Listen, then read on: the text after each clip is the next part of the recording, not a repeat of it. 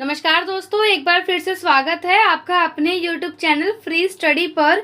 आज की वीडियो में हम बात करने वाले हैं कॉन्फ्लिक्ट एंड पीस बिल्डिंग जो है आपका बुक, जो आपकी बुक है 6th सेमेस्टर में। काफ़ी बच्चों के पास ये बुक जो है 5th सेमेस्टर में भी होती है, तो वैसा कोई नहीं है कि मतलब 5th सेमेस्टर में हो तो आपको ये नहीं पढ़ना। अगर आपकी बुक का नाम सेम है कॉन्फ्लिक्ट एंड पीस बिल्डिंग, तो ये यूनिट आपके लिए इम्पॉर्टेंट होने वाली है। ये होने वाली है हमारी यूनिट 4। यूनिट 4 का जो नाम है वो है संघर्ष, प्रतिक्रियाएं, कौशल और तकनीक। इसके अंदर टोटल 4 आपके पार्ट रहेंगे, या हम बोले कि 4 आपके लेसन रहेंगे। ये सारे ही लेसन आपको 1 वीडियो के अंदर कवर होंगे, यानी कि इस वीडियो के अंदर पूरा यूनिट 4 मीन्स ये पूरे जो 4 पार्ट है कवर हो जाएंगे। जिसमें हमें पहला पढ़ना है वार्ता। वार्ता का मतलब होता है बातचीत।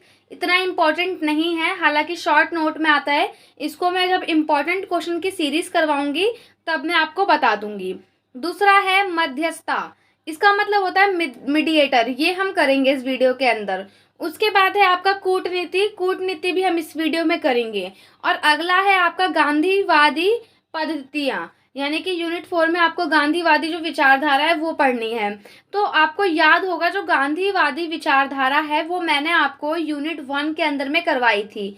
सेम आपको वही लिखना है। जो ऑलरेडी करवा रखा है वो नहीं करवाया जाएगा, जो नहीं करवाया वही करवाऊंगी।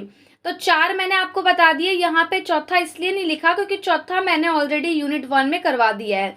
बाकी आपको जो इम्पोर्टेंट क्वेश्चन की जो वीडियो आएंगी अब, तब वो आपको मिल जाएगा। जैसा कि मैंने आपको बोला था कि 10 मई को आपका सिलेबस जो है वो कंप्लीट हो जाएगा, तो आज 10 मई है। होप सो कि आपको ये वीडियो 10 मई या 11 मई की मॉर्निंग में आपको ये वीडियो मिल जाएगी। अब देखिए, यहाँ पे हम बातचीत नहीं पढ़ेंगे, मध्यस्थता और कूटनीति को पढ़ेंगे कि ये क्या होता है, क्योंकि इसी में से लॉन्ग क्वेश्चन आने की संभावना होती है। और एक गांधीवादी विचारधारा वो मैं आपको करवा दूंगी, ऑलरेडी करवा दिया है, मैं दोबारा करवा दूंगी उसको एक बार, ठीक है, जब हम करेंगे इंपॉर्टेंट क्वेश्चन आंसर 10 दिन में तब। अब देखिए, संघर्ष समाधान जो है ना, इसका बहुत सारे दृष्टिकोण है, जैसे कि बातचीत है, ये मध्यस्थता है, कूटनीति है, या गांधीवादी पद्धति है, यानी कि विचारधारा। तो 2 ही करेंगे हम।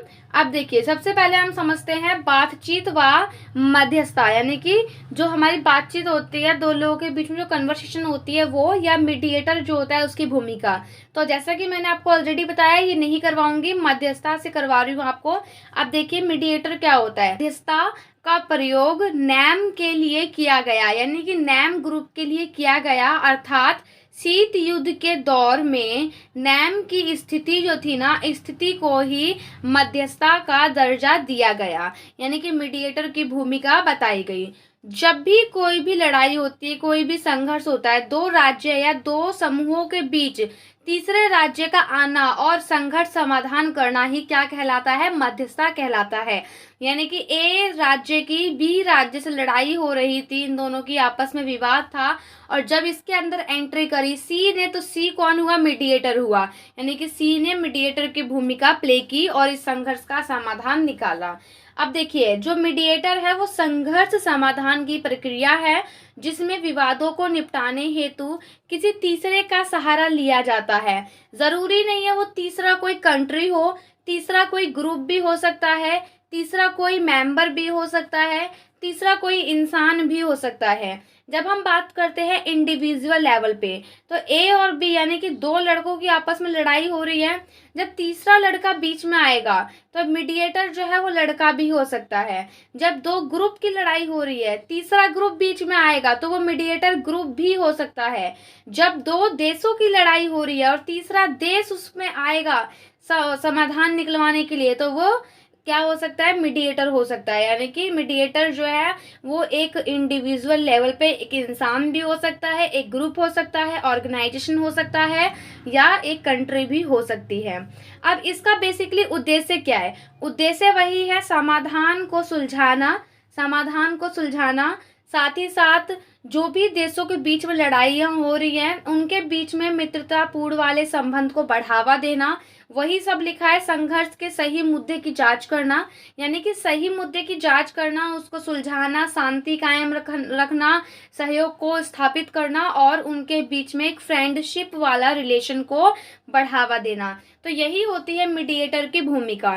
तो ये तो ऊपर आपको जो इतनी लाइनें पढ़ाई गई हैं ये आप अपने भूमिका में यूज कर सकते हो, और आपको फिर यहाँ पे एक मीडिएटर का जो परिभाषा होती है वो लिखनी है, और फिर आपको लिखना है कि जो मीडिएटर है वो इंडिविजुअल लेवल पर एक इंसान भी हो सकता है, एक ग्रुप भी हो सकता है, एक ऑर्गेनाइजेशन भी हो सकता है और एक कंट्री भी हो सकती है। फिर आपको बताना है उसके उद्देश्य। उद्देश्य तो वही है जो हमने संघर्ष समाधान के पढ़े थे, वही आपके उद्देश्य है। ठीक है, या जो शांति निर्माण में हमने उद्देश्य पढ़े थे वही उद्देश्य है। बहुत ही छोटा टॉपिक है, और जो जिस बच्चे ने यूनिट 3 पूरी अच्छे से पढ़ी होगी ना, यूनिट 4 उनके लिए कुछ नहीं है एकदम। आप ये मानो जैसे कहते हैं ना हम एक मुहावरा, दाएं हाथ का खेल है बाएं हाथ का खेल है, बिल्कुल बस वैसा है। देखो आप, जाहिर सी बात है मीडिएटर क्या करेगा, संघर्ष को, जो संघर्ष हो रहा है उसका मुद्दा देखेगा, ढूंढेगा, जांच करेगा और एक जो भी सटीक सॉल्यूशन होगा वो देगा, यानी कि उसको सुलझाएगा, शांति को बढ़ावा देगा, सहयोग को बढ़ावा देगा, सहयोग को स्थापित करेगा और उनके बीच में जो है रिलेशन बनवाएगा फ्रेंडशिप वाले। अब देखिए, जैसा कि आपने यूनिट 4 में ऊपर हेडिंग में ही पढ़ा कि संघर्ष प्रतिक्रियाएं, कौशल और तकनीक। तो ये जो संघर्ष की जो प्रतिक्रियाएं होती हैं, चाहे वो वार्ता की हो, चाहे वो मीडिएटर की हो, चाहे वो कूटनीति की हो, वो क्या है, कौशल है या तकनीक है। तो यही है कि जो मीडिएटर की जो भूमिका है वो एक प्रक्रिया है या वो एक तकनीक है। तो वही हमें पढ़ना है। पहले हम देखेंगे इसको एक प्रक्रिया के रूप में, यानी कि एक प्रोसेस के रूप में। प्रोसेस के रूप में मैंने आपको ऑलरेडी यूनिट 1 में ही कराया था, संघर्ष समाधान। तो वही लिखना है आपको।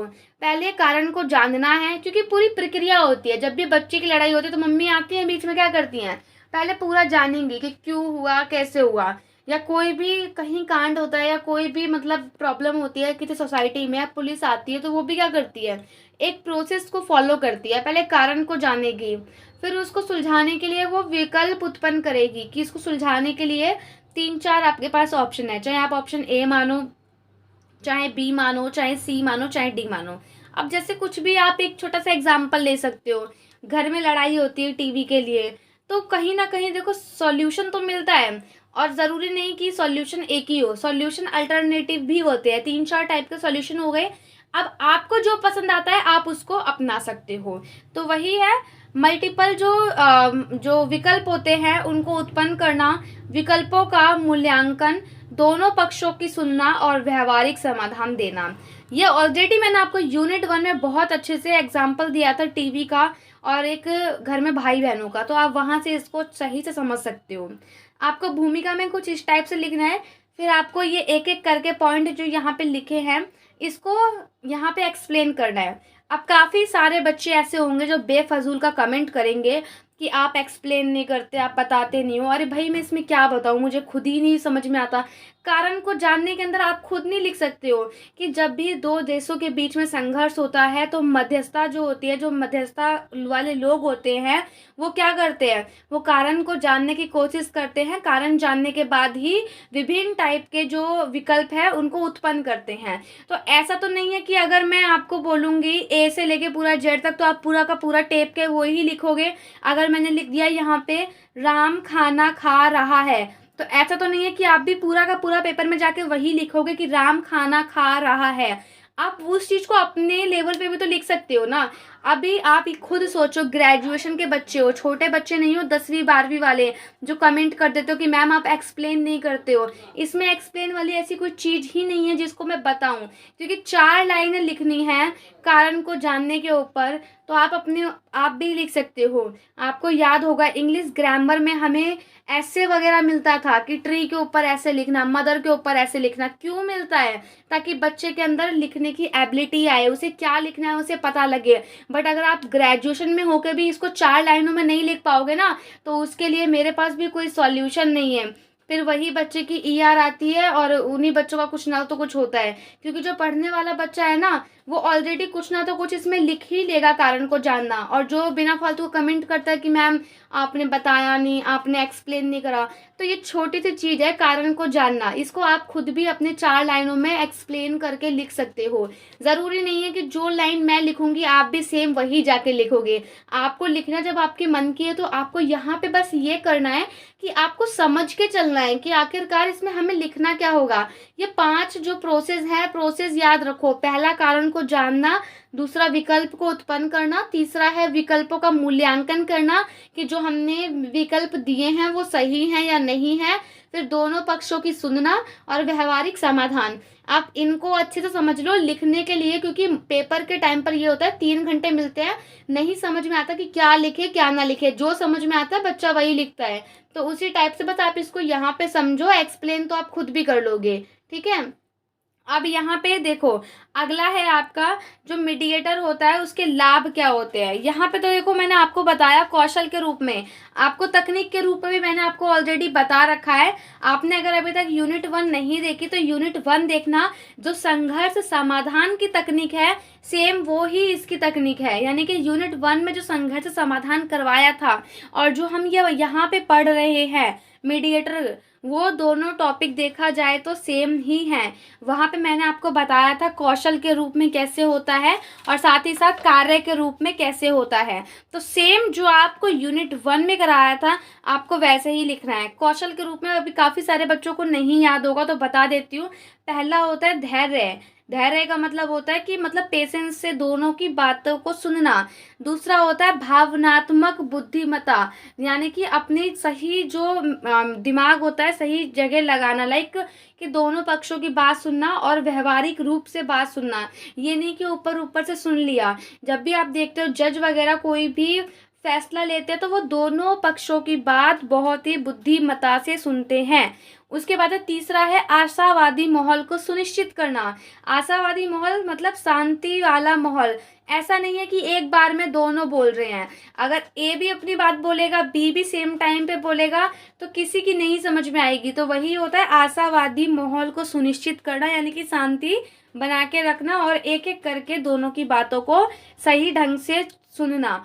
चौथा होता है निष्पक्ष रहना। निष्पक्ष रहने का मतलब ये होता है कि ना ए की तरफ है ना बी की तरफ है, निष्पक्ष है। मतलब अगर ए सही है तो हाँ भाई ए ही सही है, अगर ए गलत है तो हाँ ए ही गलत है, तो यानी कि निष्पक्ष रहना। उसके बाद है पांचवा है दो तरफ से संचार, यानी कि दोनों तरफ से दोनों लोगों की सही से बात को सुनना।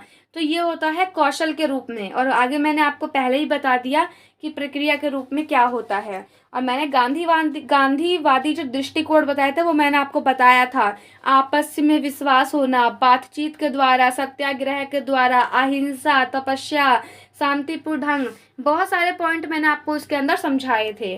बट उसके लिए आप टेंशन मत लो, मैं आपको इम्पोर्टेंट क्वेश्चंस की जो सीरीज होती है सीरीज में मैं कवर करवा दूंगी, ठीक है। अभी हम यहाँ पे अपने टॉपिक पे वापस आते हैं जिसमें हम पढ़ रहे हैं मध्यस्थता, यानी कि जो मीडिएटर होते हैं उनके लाभ क्या होते हैं। देखिए सबसे पहला, विवाद को निपटाने में आवश्यक लागत लगती है ना। तो जो लागत लगेगी अगर मीडिएटर रहेगा तो मीडिएटर से क्या फ़ायदा रहेगा कि जो इतनी लागत खर्च होती है वो उतनी लागत खर्च नहीं होगी। दूसरा है जोखिम को कम करेगा। अगर मान लीजिए ए और बी की लड़ाई हो रही है, एक दिन लड़ाई हुई, 2 दिन हुई, 3 दिन हुई, 4 दिन हुई, मान लो चली रही है, कोई उसमें तीसरा व्यक्ति हस्तक्षेप नहीं कर रहा है, तो इससे क्या होगा, जोखिम जो है वो बढ़ जाएंगे। हो सकता है लड़ाई दंगे होने लग जाए, बट वहां पे अगर तीसरा पर्सन आके बीच में उनका जो है उनके झगड़े को सुलझाएगा तो वहां पे क्या होता है, जोखिम को कम करना उसके लाभ होता है। यानी कि अगर मीडिएटर रहेगा तो हो सकता है कि हाँ भाई जो जोखिम है, जो जान और माल की हानि है वो कम हो। उसके बाद है नियंत्रण बनाना। नियंत्रण बनाए रखता है, जो मीडिएटर होता है वो दोनों पर अपना कंट्रोल रखता है ताकि आगे से आगे चीजें ना बढ़े। जैसे अभी आपको पता है यूक्रेन का और उसका युद्ध हो रहा है दोनों देशों का, तो जब तक तीसरा कोई नहीं बोलेगा तब तक वो युद्ध ऐसे ही चलता रहेगा, है ना। तो यही चीज है। उसके बाद है गोपनीयता बनाए रखना। मीडिएटर की सबसे अच्छा लाभ ये भी होता है कि जो दो देशों के बीच में कभी लड़ाई होती है तो वहाँ पे ना दोनों का अक्सर जो चीज़ें होती है उसको गोपनीय रखी जाती है, यानी कि उसको ये मानो आप जिसे एकदम लोगों के बीच में बिल्कुल एकदम से ना लेके आना, क्योंकि अगर ए कुछ बोल रहा है और पूरा टेलीविजन पे उसको दिखा दिया जाए तो हो सकता है कि बी टाइप से उसका इफेक्ट जो है वो गलत दिखे, और अगर बी जो बोल रहा है वो टीवी पे दिखा दिया जाए तो हो सकता है ए को वो इफेक्ट जो है वो बहुत ज़्यादा गलत दिखे ए कंट्री को। तो इस टाइप से जो होता है उनकी जो भी बातचीत होती है उनको एकदम सिक्योर रखा जाता है और एकदम सिक्योरिटी से रखा जाता है ताकि किसी की बात भी कहीं पे भी लीक ना हो। तो यही होता है गोपनीयता बनाए रखना। ये किसका लाभ है? ये मीडिएटर का लाभ है। मीडिएटर अगर बीच में आएगा तो वो दोनों पे अपना कंट्रोल रखेगा, दोनों की बात को मतलब एकदम सिक्योर रखेगा मीडिया तक। जैसे मीडिया में आना ठीक है, बट जब तक वो चीज़ सॉल्व ना हो जाए तब तक ज़्यादा चीज़ें फैलना सही नहीं है।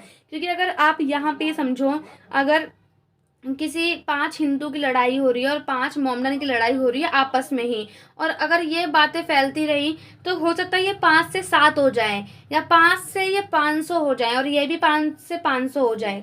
तो इसीलिए होता है जो मीडिएटर होता है ना वो इन चीज़ों को छुपा के रखता है, उनकी जितने भी जांच होती है जो मुद्दे होते हैं उसकी गोपनीयता को बनाए रखता है।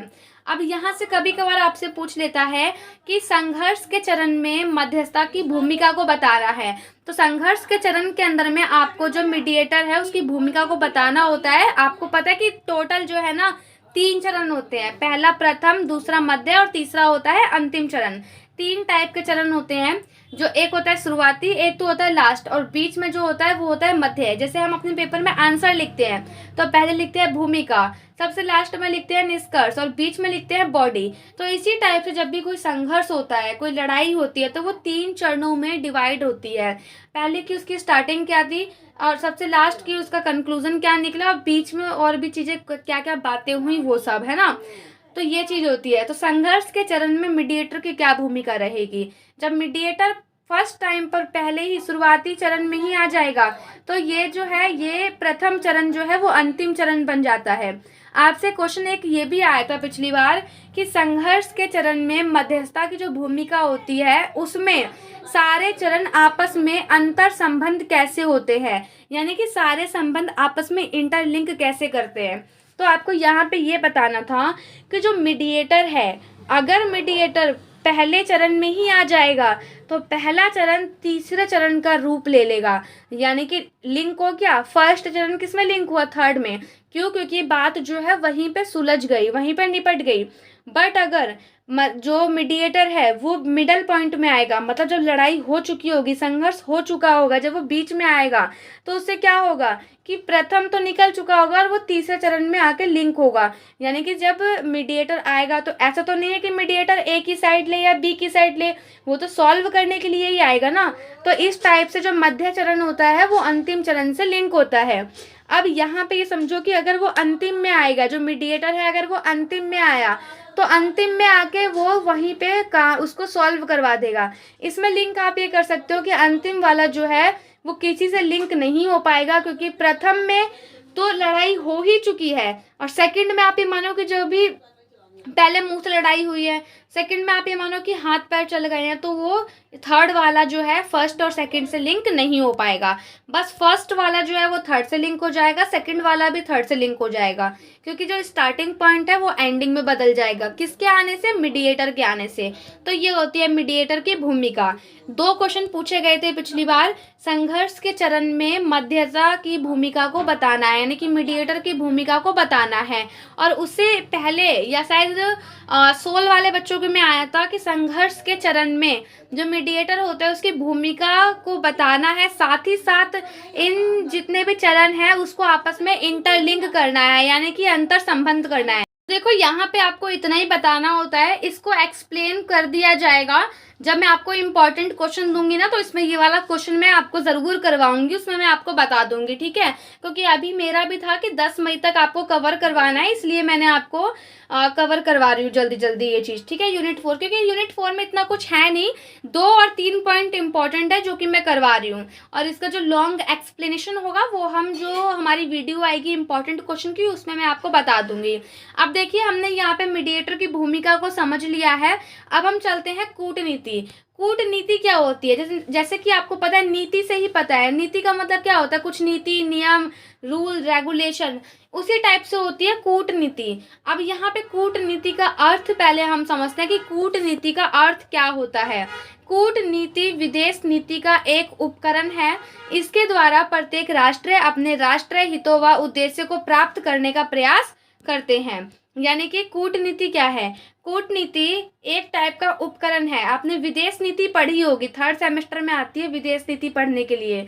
विदेश नीति जैसे होती है कि हम जो अपना कनेक्शन है वो दूसरे देशों से बनाते हैं। जैसे आप ये समझो कि जो हमारा कनेक्शन होता है, हमारा कनेक्शन किससे होता है? हमारे पड़ोसियों से होता है ना। तो जो हमारा जो कनेक्शन है उसकी कुछ ना तो कुछ नीति होती है। तो जो हमारे घर के कनेक्शन है, घर के अंदर में, वो तो कुछ नहीं होते, लेकिन जो कनेक्शन हमारे पड़ोसी से होते हैं, जैसे हमारे देश के दूसरे देश से होते हैं, उसी नीति को हम कहते हैं कूटनीति। इसके द्वारा जो है ना, हर एक राष्ट्र अपने राष्ट्रीय हितों व उद्देश्य को प्राप्त करने का प्रयास करता है, ठीक है। कूटनीति विदेशी संबंधों का संचालन करने की कला है। कूटनीति को राष्ट्रीय हित के साधन के रूप में परिभाषित किया जाता है। यानी कि कूटनीति को राष्ट्रीय हित। अब राष्ट्रीय हित क्या है? राष्ट्रीय हित जैसे कि आपको पता है, एग्जाम्पल वही लेना पड़ेगा जिससे आपको समझ में आए। जम्मू कश्मीर, जम्मू कश्मीर में किसका राष्ट्रीय हित है? पाकिस्तान का भी और इंडिया का भी है। तो दोनों का राष्ट्रीय हित, दोनों का उद्देश्य सेम है, और दोनों की कूटनीति भी जम्मू कश्मीर को लेकर सेम है। उन दोनों को ही क्या चाहिए? जम्मू कश्मीर चाहिए, बट है किसका? भारत का है ना। तो यही होता है राष्ट्रीय हित। इसी टाइप से बहुत सारी चीज़ें और होती है। जैसे हम अगर किसी भी देश से कोई भी अनाज वगैरह लेते हैं, तो वो हमारा क्या है? वो हमारी कूटनीति है। अभी आपको पता होगा, हम लोगों ने श्रीलंका के साथ, परसों या नरसों की ये न्यूज़ है, श्रीलंका के साथ शायद 10 साल के लिए या शायद 20 साल के लिए इलेक्ट्रिसिटी वाला कुछ ऐसा समझौता किया है कि 20 साल तक का वो एग्रीमेंट है कि हम उनको अपनी इलेक्ट्रिसिटी देंगे। क्यों देंगे? इससे क्या होगा? इससे हमारे और उनके जो रिलेशन है वो अच्छे बनेंगे। तो ये क्या है? ये कूटनीति है। अब अगर, जब जाहिर सी बात है, इंडिया और श्रीलंका के बीच में अगर दोनों के बीच में कनेक्शन हो गया या मान लो एग्रीमेंट हो गया है, तो क्या आपको लगता है कि श्रीलंका का भी इंडिया के ऊपर युद्ध करेगा या इंडिया का भी श्रीलंका पर युद्ध के मतलब स्थिति होगी दोनों के बीच में? नहीं, दोनों के बीच में युद्ध की स्थिति नहीं होगी। क्यों? क्योंकि उनका आपस में बिजनेस चल रहा है, ट्रेड चल रहा है, दोनों का ही राष्ट्र ही दोनों को पता है। अगर ये मतलब मान लीजिए अगर श्रीलंका ने ऐसा कुछ किया तो हम भाई एग्रीमेंट तोड़ देंगे, हम उनको बिजली नहीं देंगे। बट अगर हमने ऐसा कुछ किया तो हमें वहाँ से, हम फ्री में थोड़ी ना बिजली दे रहे हैं, हम उनसे पैसा ले रहे हैं। तो दोनों का ही राष्ट्रहित, दोनों के लिए ही वो चीज़ मतलब आपस में इंटरलिंक होते हैं। हाँ, ये चीज़ है, किसी के लिए राष्ट्रहित ज़्यादा होता है, किसी के लिए वो राष्ट्रहित कम होता है। अब देखिए, कूटनीति के उद्देश्य क्या होते हैं? कूटनीति के बेसिकली 2 उद्देश्य होता है। पहला होता है राजनीतिक, दूसरा होता है गैर राजनीतिक। राजनीतिक जो राष्ट्रीय हित के लिए होता है, यानी कि पॉलिटिक्स से रिलेटेड जो होते हैं, और जो गैर आर्थिक होते हैं, जो गैर राजनीतिक होते हैं, वो रिलेट करते हैं पैसों से, मनी से, आर्थिक रूप से, ठीक है। तो 2 उद्देश्य होते हैं बेसिकली, एक होता है राष्ट्रीय हित और एक होता है आर्थिक हित। राष्ट्रीय हित यानी कि राजनीतिक और आर्थिक हित यानी कि गैर राजनीतिक, ठीक है। अब देखिए, जैसे उदाहरण के तौर पर अगर हम यहाँ पे देखें तो हमारा जो है यूएई, जो संयुक्त राष्ट्र अमीरात है, जो कुवैत है, उनके साथ क्या अच्छे हैं? रिलेशन अच्छे हैं। क्यों? क्योंकि उनके साथ हमारा गैर राजनीतिक हित जुड़ा हुआ है, उनसे हमारा आर्थिक हित है। क्योंकि उनके पास ऑयल का जो है ना बहुत ज़्यादा, मतलब बहुत बड़े लेवल पर उनके यहाँ पर इसका उत्पादन होता है और हम उनसे ऑयल लेते हैं। तो ये क्या है? ये एक कूटनीति है। किस किस के बीच में है? कुवैत के और इंडिया के बीच में, या यूएई और इंडिया के बीच में। तो आर्थिक हित है ये। आर्थिक हित मीन्स कूटनीति। कूटनीति है, ऑयल कूटनीति। राज्य उत्पादक, बस आपको यहाँ पे समझाने के लिए लिखा गया है कि ये ऑयल कूटनीति है। ऑयल किसके पास अच्छे हैं? यूएई के पास अच्छे और कुवैत के पास अच्छे हैं। तो इंडिया का इनसे जो रिलेशन है वो काफ़ी ज़्यादा अच्छा है। अब रिलेशन अच्छा है, पॉलिटिक्स लेवल पे नहीं है, ये इकोनॉमिक लेवल पे है। तो ये भी क्या हुआ? कूटनीति हुई, यानी कि राष्ट्रीय हित हुआ। लाइक जो भी मैंने आपको बताया आर्थिक हित, तो ये आता है आर्थिक हित। तो अभी तक तो मैं ये समझूंगी कि आपको जो मैंने कूटनीति शब्द बताया है, कूटनीति का शब्द का मतलब आप अभी तक समझ चुके होंगे। कूटनीति एक टाइप की नीति होती है जो इंटरनेशनल लेवल पर एक देश से दूसरे देशों के साथ संबंध को अच्छे बनाने के लिए किया जाता है। इसका बेसिकली दो उद्देश्य हैं, पहला राजनीतिक, दूसरा होता है गैर राजनीतिक।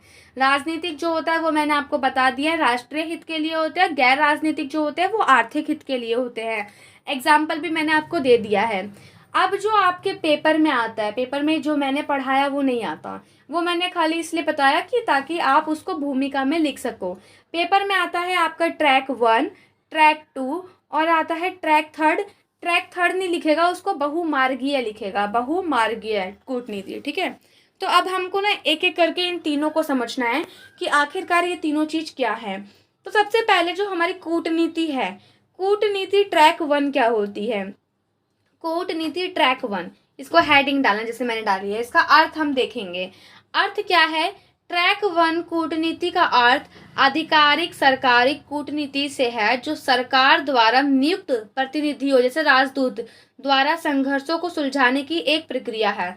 आपने कई बार सुना होगा कि अमेरिका के राजदूत जो हैं हमारे इंडिया के अंदर आ रहे हैं, या इंडिया के राजदूत जो हैं वो अमेरिका जा रहे हैं। ये राजदूत होते कौन हैं? ये राजदूत ऐसे व्यक्ति होते हैं जिसको जो बड़े बड़े, मतलब आप ये समझो कि देखो, ये छोड़ो, आप ऐसे समझो कि जब भी कोई दो देश के बीच में लड़ाई होगी, मान लो इंडिया और पाकिस्तान के बीच में लड़ाई हुई, तो इन दोनों को कौन सुलझाता है? ये थोड़ी ना कि इंडिया के प्राइम मिनिस्टर और ये दोनों प्राइम मिनिस्टर आपस में बात करेंगे, नहीं, ऐसा नहीं होता है। इनको सुलझाने के लिए इंडिया में एक राजदूत होता है, ठीक है, जो इन सारे मुद्दे को देखता है। और यहाँ पे भी एक राजदूत होगा, पाकिस्तान में भी राजदूत होगा, ठीक है, जो कौन नियुक्त करता है? जैसे राष्ट्रपति है या प्रधानमंत्री हैं या उपराष्ट्रपति है, मतलब ये सारे लोग मिलकर क्या करते हैं? इनको नियुक्त करते हैं। तो यही है, यह जो है ना ट्रैक 1 कूटनीति। ट्रैक 1 कूटनीति के अंदर आधिकारिक सरकारी जो व्यक्ति होता है वो काम करता है, उसको क्या सरकार के द्वारा, गवर्नमेंट के द्वारा उसको नियुक्त किया जाता है और वही संघर्षों को सुलझाता है। और ये जो संघर्षों को सुलझाता है, इस जो क्रिया है, ये जो प्रक्रिया है, ये प्रोसेस है, इसी को कहते हैं हम कूटनीति ट्रैक 1। अब देखिए, मैं दोबारा बताती हूँ। जब भी किसी दो देशों के बीच में लड़ाई होती है, ए या बी, तो ऐसा नहीं है कि उनके प्राइम मिनिस्टर आपस में ही बात को सुलझाएंगे, नहीं, ये हायर करते हैं एक अपना राजदूत, और ये अपना हायर करते हैं एक राजदूत। अब ये राजदूत आपस में अपनी बैठ के करते हैं और फिर जाके अपने अपने इनको बताते हैं कि ऐसी ऐसी बात है, बताओ क्या करना है आगे।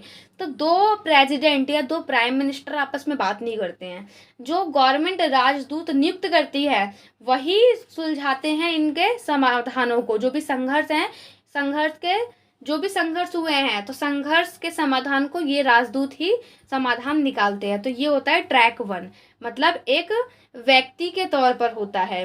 ट्रैक 1 कूटनीति में प्रत्येक राज्य राजदूत नियुक्त करते हैं, ठीक है, और विवादों को सुलझाने के लिए इन्हें दूसरे देशों में भेजा जाता है। जैसे मान लो कि कोई भी विवाद है, सपोज दैट मान के चलो अमेरिका के संग हमारा कोई भी विवाद है, तो जो इंडिया का जो राजदूत होगा वो अमेरिका जाएगा, वहाँ पे बात करेगा, फिर अमेरिका का राजदूत इंडिया में आएगा, यहाँ बात करेगा। तो ऐसे होता है, ठीक है। अब देखिए, इसे औपचारिक कूटनीति कहा जाता है, यानी कि ये फॉर्मल तरीके से होती है। कैसे? फॉर्मल तरीके से, तो इसे औपचारिक कूटनीति भी कहा जाता है। इसमें राजदूत औपचारिक बातचीत करके अपने राष्ट्र के हितों को प्राप्त करने का प्रयास करते हैं। दोनों के दोनों अपनी अपनी बातों को आगे रखेंगे और अपने राष्ट्रीय हित को ध्यान में रखते हुए वो फॉर्मल लैंग्वेज का यूज़ करते हुए या फॉर्मल तरीके से बातचीत करते हैं और अपने राष्ट्रीय हित को ध्यान में रखते हुए जो भी उनके राष्ट्र हित है उनको प्राप्त करने का प्रयास यानी कोशिश करते हैं। यह जरूरी नहीं है कि ट्रैक 1 में व्यक्ति ही हो, ट्रैक 1 में राज्य भी हो सकता है। ये बहुत इंपॉर्टेंट है। जरूरी नहीं है कि ट्रैक 1 की जो भूमिका है हर बार कोई ना कोई व्यक्ति ही प्ले करेगा। कई बार ट्रैक 1 जो है ना राज्य भी कर सकता है। जैसे मान लो दो देशों के बीच में लड़ाई हो रही है, तो मान लो जैसे एग्जाम्पल लो, कोई वैसा नहीं है, इंडिया और पाकिस्तान के बीच में लड़ाई हो रही है। अब अमेरिका यहाँ पे राजदूत का कार्य कर सकता है। पहले वो इससे बात करेगा, फिर वो इनसे बात करेगा, यानी कि लाइक अ मीडिएटर, जो हमने पढ़ा। और इसी को हम बोलते हैं बेसिकली दूसरी लैंग्वेज में ट्रैक 1। ट्रैक 1 में राज्य भी हो सकता है। कई बार दो राज्यों के बीच समझौता करने के लिए तीसरे राज्य द्वारा ट्रैक 1 की कूटनीति का प्रयोग किया जाता है, जो मैंने अभी आपको बताया। इसमें लिखित संचार, बैठकें व औपचारिक बातचीत द्वारा किसी संघर्ष पर चर्चा करके समझौता होता है। यानी कि जब बात होगी तो जाहिर सी बात है सुलझाया जाएगा, तो कोई ना कोई वहाँ पे फॉर्मेलिटीज होगी जो पूरी करनी पड़ेगी, औपचारिक बातचीत होंगी और वहाँ पे कोई ना कोई एग्रीमेंट बनेगा जिसमें दोनों देशों के राजदूत जो हैं, दोनों देशों के जो राजदूत, कह लो अगर राजदूत हैं तो दोनों देशों के राजदूत, फिर वहाँ के प्राइम मिनिस्टर, प्रेसिडेंट, जो भी ऊपर के लोग होते हैं वो लोग उस पर साइन करेंगे एग्रीमेंट के ऊपर। जैसा आपको पता है कि हमारा जो है पाकिस्तान से शायद युद्ध हुआ था, तब ताशकंद समझौते में लाल बहादुर शास्त्री जी गए थे कहीं और, ताशकंद गए थे। ताशकंद एक जगह का नाम है, ताशकंद गए थे, वहीं पे उनकी मृत्यु हो गई थी। तो वो क्या करने गए थे, वो समझौता करने गए थे। किस किस के बीच में ये युद्ध हुआ था, 1962 के आसपास हुआ था। और इन्हीं के बाद जो है इंदिरा गांधी जो है वो प्राइम मिनिस्टर बनती हैं। तो अगर आपको ये चीज़ कहानी पता होगी तो आपको पता होगा कि एग्रीमेंट क्या होता है। वो एग्रीमेंट करने ही गए थे कि आप अपने सैनिकों को पाकिस्तान से, मतलब पाकिस्तान के जो सैनिक है जो कश्मीर के ऊपर आ रखे हैं उनको वापस लो, और हम भी अपने सैनिकों को वहाँ से वापस बुला रहे हैं। तो जैसे ही समझौते पर उन्होंने हस्ताक्षर किए और उसके शायद 4-5 घंटे बाद या शायद मे बी नेक्स्ट डे ऐसे ही कुछ हुआ था और उनकी वहाँ पर मृत्यु हो गई थी। कहा जाता है कि हत्या थी, बट अभी ये टॉपिक हमारा है नहीं तो इसके बारे में चर्चा करने का कोई फ़ायदा नहीं है। आप यहाँ पे टॉपिक समझते हैं। फिर देखो, दो या दो से अधिक राज्यों के बीच होने वाली संधि बातचीत प्रक्रिया को कूटनीति ट्रैक 1 कहा जाता है। तो ट्रैक 1 समझ गए होंगे आप। ट्रैक 1 जो है वो बेसिकली राजदूत द्वारा की जाती है, राजदूतों द्वारा। राजदूत क्या कौन होते हैं, राजदूत सरकार के अधिकारी होते हैं जिनको सरकार नियुक्त करती है, और जरूरी नहीं वो राजदूत जो है वो सरकारी ऑफिसर हो। कई बार क्या होता है, राजदूत की जो भूमिका होती है वो तीसरा राज्य भी राजदूत की भूमिका को निभाता है। तो ये तो हमारा पूरा ट्रैक 1 था। अब देखो ट्रैक 2 कूटनीति क्या होती है। इसे हम अनौपचारिक कूटनीति भी कहते हैं, यानी कि इनफॉर्मल, जिसे हम कहते हैं इनफॉर्मल, है ना। फॉर्मल होता है, दूसरा होता है इनफॉर्मल, है ना। तो ये होता है इनफॉर्मल। इसके अंतर्गत पूर्व सरकारी अधिकारी, यानी कि जो पहले अधिकारी रहे होंगे, लाइक IAS ऑफिसर होते हैं या IPS ऑफिसर है, यानी कि जो रिटायर पर्सन होते हैं या जो शिक्षित विद्वान होते हैं, वो दूसरे देश में विवाद को सुलझाने के लिए जाते हैं। विभिन्न समूहों या राष्ट्रों के बीच संवाद और समझ को बढ़ावा देने के लिए ट्रैक 2 की कूटनीति को अपनाया जाता है। इसमें कई प्रकार के अभिनेता हो सकते हैं, जैसे बड़े बड़े पॉलिटिशियन हो सकते हैं, जो होता है ना रिटायर पॉलिटिशियन हो सकते हैं, या मतलब कभी कभार क्या होता है बॉलीवुड के एक्टर्स भी हो सकते हैं, व्यापारिक नेता भी हो सकते हैं, जैसे हमारे अभी के टाइम पर आपको पता है टाटा हो गया, है ना, ये मुकेश अंबानी है। कभी लड़ाई हो जाए तो ये भी जा सकते हैं। तो ये किस में आएंगे, ये ट्रैक 2 की नीति में आएंगे। किस में आएंगे, ट्रैक 2 में। मान लीजिए कभी भविष्य में किसी देश के संग अगर युद्ध होता है और वहाँ पे सुलझाने के लिए अंबानी जाते हैं, मतलब बातचीत करने के लिए, तो वो होता है ट्रैक 2, ठीक है। धार्मिक नेता भी जा सकते हैं और पूर्व अधिकारी मतलब होता है रिटायर पर्सन या विद्वान आदि जाते हैं। तो वहाँ पे क्या है, वहाँ पे सरकार द्वारा नियुक्त किया गया अधिकारी जाता है ट्रैक 1 में। और ट्रैक 2 में कौन गया, ट्रैक 2 में वो सरकारी नहीं है, वो गैर सरकारी है, क्योंकि रिटायर होने के बाद वो सरकारी नहीं होता है, वो गैर सरकारी होता है। ऐसे प्रोफेशनल लोग, बड़े बड़े लोग जाते हैं, ठीक है। और इसी में आता है ट्रैक 3, जिसे हम बहुमार्गीय, ऐसे करके एक नाम है शायद, बहुमार्गीय करके वो भी कहते हैं। तो व्यापार या वाणिज्य के माध्यम से शांति की स्थापना करना ट्रैक 3 होता है। क्या होता है, ट्रैक 3। तो ट्रैक 3 जैसा भी मैंने आपको श्रीलंका का एग्जांपल दिया, हम श्रीलंका को क्या दे रहे हैं आज के टाइम पर, बिजली दे रहे हैं, हमारा उनसे क्या हुआ है, एग्रीमेंट हुआ है, और हम कई सारी चीज़ें जो है इंपोर्ट भी करते हैं और यहाँ से एक्सपोर्ट भी करते हैं। तो जो चीज़ें यहाँ से एक्सपोर्ट हो रही है वो किस में आ रही है, वो ट्रैक 3 में आ रही हैं। क्यों? क्योंकि अगर हम किसी, मान लो अगर आप अपने बगल वाले घर में अगर आपके कोई रहता है, आप उनकी ज़रूरतों को पूरा कर रहे हैं या उनको कुछ चीज़ दे रहे हैं और वो आपको कुछ चीज़ दे रहे हैं, तो क्या आप दोनों के बीच में कभी लड़ाई हो सकती है? नहीं हो सकती। तो वो होता है ट्रैक 3, यानी कि जहाँ पे व्यापार और वाणिज्यिक यानी कि बिजनेस और ट्रेड आ जाए तो वो होता है ट्रैक 3। ट्रैक 1 में होता है गवर्नमेंट ऑफिसर जिनको गवर्नमेंट नियुक्त करती है। ट्रैक 2 में होता है वो ऑफिसर जो रिटायर हो चुके होते हैं, वो सरकारी नहीं होते, वो गैर सरकारी होते हैं, वो कोई अभिनेता हो सकता है या कोई भी हो सकता है। ट्रैक 3 में क्या होता है, व्यापार के माध्यम से शांति की स्थापना की जाती है। अब हम समझते हैं इसका महत्व क्या है। तो ट्रैक 1, 2 और ट्रैक 3, अगर तीनों में से किसी का भी आपसे महत्व पूछ ले या कूटनीति का महत्व पूछ ले तो आपको सेम ही लिखना है कि स्थिर और सुलझे समाज का निर्माण करते हैं ये लोग मिलकर, विवादों और संघर्ष के जो स्तर हैं उसको कम करते हैं, विकास उन्मुख होते हैं, संवाद का विकास, प्रोत्साहन, विचारों का आदान प्रदान। अब जिस भी बच्चे ने यूनिट 1 देखा होगा वो बच्चा समझ रहा होगा ये पूरे के पूरे हमने सारे जितने भी पॉइंट लिखे हैं 6 के 6 पॉइंट आपने यूनिट 1 में देखे थे, है ना। यूनिट 1 में शांति निर्माण, जो शांति निर्माण के महत्व होते हैं वही सेम मीडिएटर या कूटनीति के महत्व होते हैं।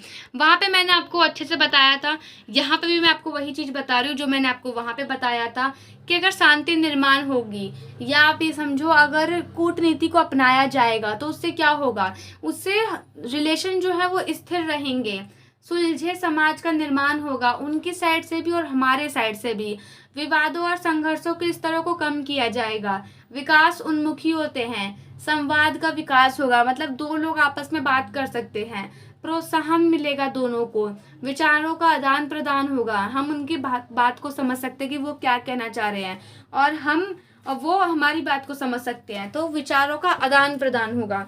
उसके बाद है लोगों की समझ विकसित होगी। वहाँ पर जो वहाँ के जो प्राइम मिनिस्टर हैं जो भी हैं, हर देश में अलग अलग रूल होता है, कभी प्रेसिडेंट के संग होती है मीटिंग, तो उन लोगों की आपस में जो भी वैचारिक भावना है या जो भी उनकी बुद्धि है या जो भी समझ है वो विकसित होगी, वो दोनों के दोनों एक दूसरे के हित को समझेंगे और उसी के अकॉर्डिंग एक अच्छे निर्णय की तरफ पहुंचेंगे। तो ये आपका था ओवरऑल यूनिट 4 जिसमें हमने 2 टॉपिक पढ़े। बुक में आपकी 4 टॉपिक थे, 2 टॉपिक मैंने आपका एक इसलिए नहीं करवाया क्योंकि वो उसमें ऐसा कुछ था नहीं, शॉर्ट नोट आता है, और जो गांधीवादी वाला था, गांधीवाद वाला, वो मैं आपको ऑलरेडी करवा चुकी हूँ और करवा भी दूँगी। ठीक है, तो आशा करती हूँ आपको ये वीडियो पसंद आई होगी। और इसी के साथ जो हमारा कन्फ्लिक्ट और पीस बिल्डिंग का जो हमारा कोर्स है वो यहाँ पे कंप्लीट होता है पूरा यूनिट 4 के साथ। अच्छा ये बताओ, काफ़ी सारे बच्चों को ये लगता है, मतलब कमेंट तो आते हैं तो लगता होगा कि मैम 6th सेमेस्टर है, अब तो आप मेरे हमसे मतलब जो फ्री स्टडी से जुड़े हुए हो आप लोग, तो लास्ट टाइम ही आप लोग हमसे पढ़ रहे हो, अब तो कोई बच्चा MA करेगा, कोई कुछ और करेगा, है ना। तो ऐसा ना हो कि आप फ्री स्टडी को भूल जाना, तो इसीलिए चैनल को सब्सक्राइब और वीडियो को लाइक ज़रूर करना। मिलते हैं नेक्स्ट वीडियो में, तब तक के लिए जय हिंद, जय भारत।